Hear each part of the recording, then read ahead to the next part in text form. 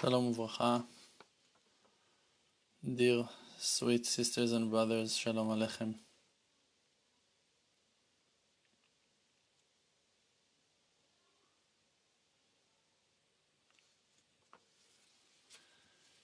Many times I am going through certain, I'm getting certain understandings with myself about the nature of our creation and about the purpose of our creation and where life is leading us to what's the purpose, what's the use, where is the final completion. And when I'm trying to bring down those thoughts to you, so many times, even though that while I'm thinking about those things, it sounds very meaningful to me because I can see those things with my eyes, with my mind. But when I'm coming to explain them, to bring them down to words, I'm finding them coming out dry and not expressing the depths of my inner experience while I'm thinking about those things, and those clarifications are like brightening my mind. But any case, because I know that thank God you guys are interested in this wonderful information, with this knowledge of our future, of the promise of the Creator to His children, to His loved ones. So I'm pushing myself and forcing myself to try and again to explain that thought of mine, that understanding of mine, and hopefully you will get the illumination that I experienced and more, hopefully. So it's a known thing, the Creator promised to us in the future to come many great things like blessings and long life and health and eternal life and whatever. And there are a few ways that promise is written. Like the Creator chose few ways to express that promise. One of them is Olamcha tir'eh b'chayecha. You will see your world in your life. During your life, you will see your world. Now, what does it mean? If you just take those simple words, Olamcha, your world, tir'eh, you will see, b'chayecha, in your life. So, what does it mean? What exactly it express? So,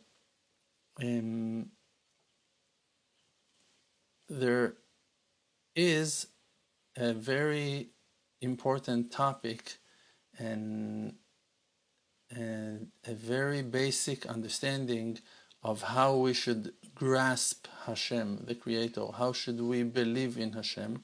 And it's called Emunat HaYichud, the belief in unity, that we believe, that we know that everything is one, that the Creator is one, and that His actions are one with Him, and that His creations are one with Him, and that everything is under His wings of mercy, and that there are no coincidence, and there are no different authorities, there is no like devil or whatever that can interrupt and destroy the godly plan. We believe that everything includes everything, is joined and attached under the godliness of our Creator.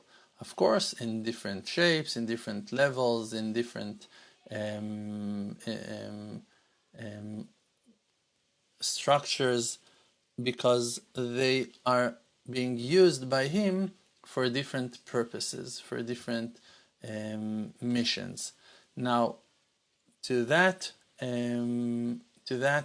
idea, many times when I'm talking about it, I'm explaining for you to understand that, I'm explaining that the world is a world of reflections, that the world is showing to us through certain things deeper messages, For an example, if you drive your car and you are stuck in traffic, there is a deeper message, there is a reflection, like something is stuck in your life. Or let's say that now you are upset with your child and you want to rebuke him and tell him something, and for an example, you will look at him and you will tell him, you don't take responsibility, you're lazy. While you're going to tell him those things, God forbid, you will listen to yourself. You can hear that rebuke that you just sent to him hits you back like a mirror. It's a reflection. He is actually reflecting to you the fact that you think about yourself, that you are not taking responsibility and that you are lazy. And those kind of reflections are coming in many, many ways, and some of them they are being expressed in different layers, in different levels. And one of them is called Olam, the world. The world is reflecting to you certain things. For an example, another example, if you get into your house and there's a mess in your house, or that the house is super clean and fantastic, it reflects something about your condition, about your situation in life. Like, your house is a mess because in one moment of your life you put that cup down and you didn't pick it and didn't wash it. In a different time you were so confused and lost and you put your sneakers in the middle of the living room and you left because your mind was elsewhere. And you forgot your car keys and the coffee spilled on the table and this happened, and like, okay, now it's a mess. That mess is the reflection of your current situation, of your personality in those days, that brought the house to look as it is. Or to the opposite side, that it looks great, that wow, it's amazing, and you clean the house, you wash the house, you feel okay, like I'm strong, I'm spiritual, I'm uplifted, I feel good with myself, and it's a reflection. So the world is one of those aspects that the unity of the Creator is being expressed in. This is Olam. Another aspect is Shana, is the time. And the time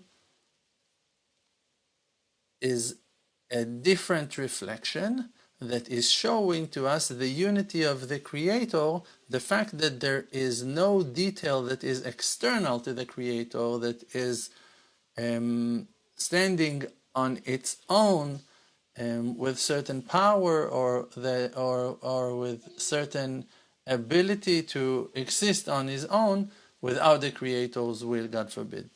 So the time is another aspect of that reflection of unity that you can see through the eyes of time, through the history. You can look at the past and to see that the past is reflecting our present time, or that our present time is reflecting the past.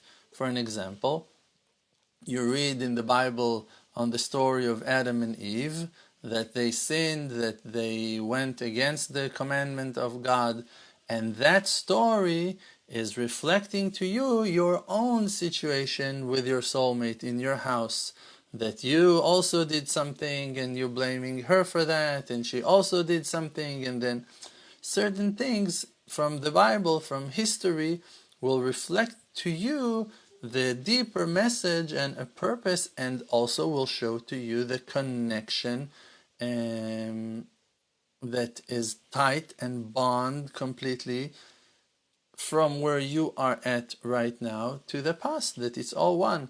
The story of Jonah, the story of Moses, the story of Abraham, all those righteous people, Esther the queen, Rachel Imenu, all of those righteous women, you can see in their life stories reflection to your life. So you see that the light is shining from a certain angle and keep on hitting another screen, another screen, another screen, another screen, like a spiral.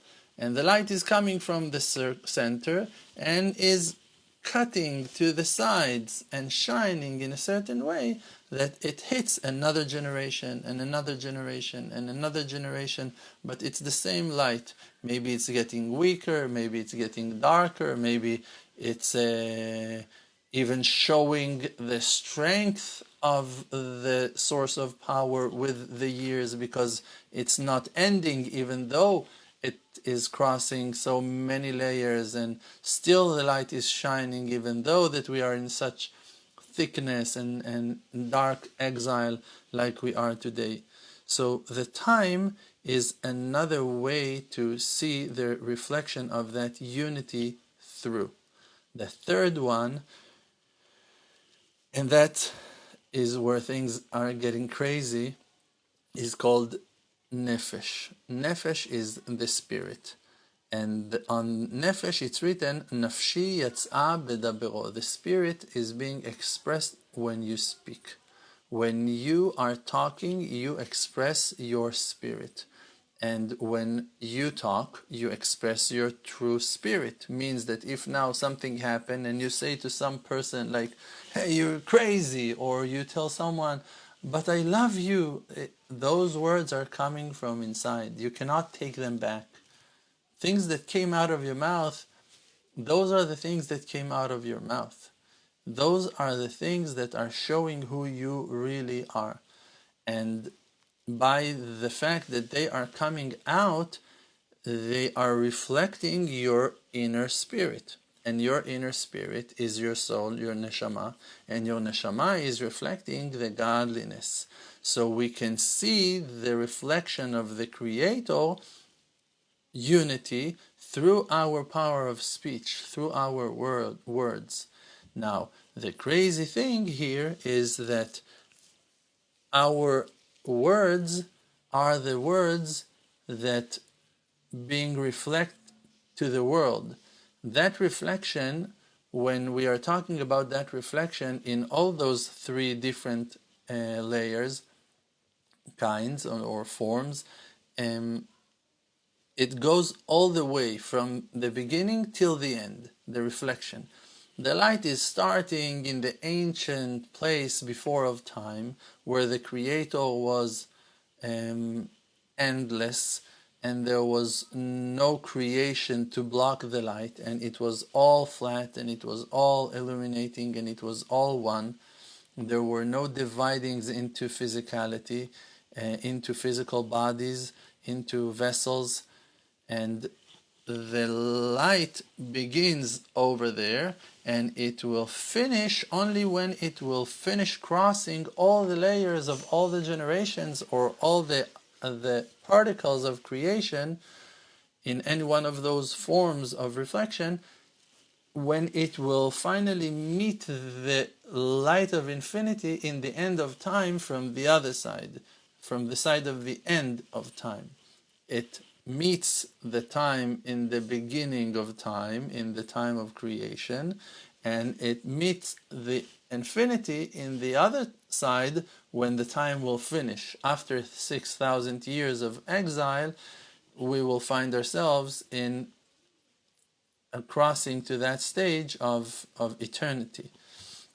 Now, the power of the nefesh, the power of speech, is reflecting the light of godliness from our inside. Like we said, that when you talk, you express your real thoughts, and your real thoughts are expressing the light of your soul, and the light of your soul is reflecting the godly will of heaven, sometimes to bring down grace and kindness and mercy to the world, love and honor and respect, and sometimes to judge and bring down judgments and angers and punishments and rebukes and God forbid all kinds of darkness.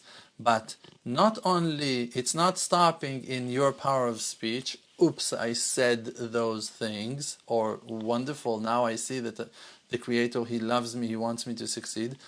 There are also outcomes. There is the next step to that reflection, and it's that your words are creating reality, that your words are designing the world. If, for an example, now you were talking about one person, and you said negative things about that person, and you said, no, that person is lousy, and he needs to, whatever, rotten in hell. So now, those things that came out of your mouth, they're gonna find a vessel. Now, if that person is really 100% suitable to the description that you described him, he is lousy, like 100% lousy, that's him, like he's lousy, he will get exactly what you wished for him. But if he is not lousy, and you were wrong blaming him for being lousy, still your words will go and hit someone that is lousy.